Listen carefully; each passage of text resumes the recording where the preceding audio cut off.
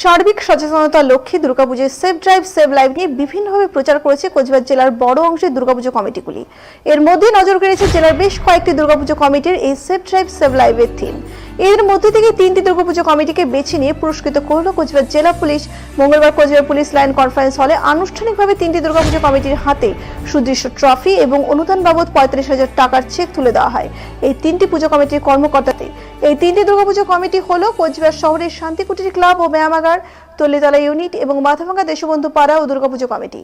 এই দিনে অনুষ্ঠানে উপস্থিত ছিলেন কোচবিহার জেলা police super Dyutiman Bhattacharya, deputy police super Chandan Das, Coochbehar Kotwali থানার আইসি তপন পাল প্রমুখ। প্রত্যেক বছর দুর্গা মণ্ডপগুলো এই এসডিএসএল কর্মসূচি নিয়ে অ্যাওয়ারনেস করে তাদের হাতে সেরা 3টি পুরস্কার আমরা তুলে দিলাম। এটা জেলা জুড়ে আমাদের ট্রাফিক উইং থেকে এই করা হয়েছিল যে তারা ভালোভাবে এই রাস্তায় নিরাপত্তা সংক্রান্ত যারা ক্যাম্পেইনিং ইত্যাদি করেছে তাদেরকে আমরা নির্বাচিত করেছি। আজকে তাদের পুরস্কৃত করা হবে।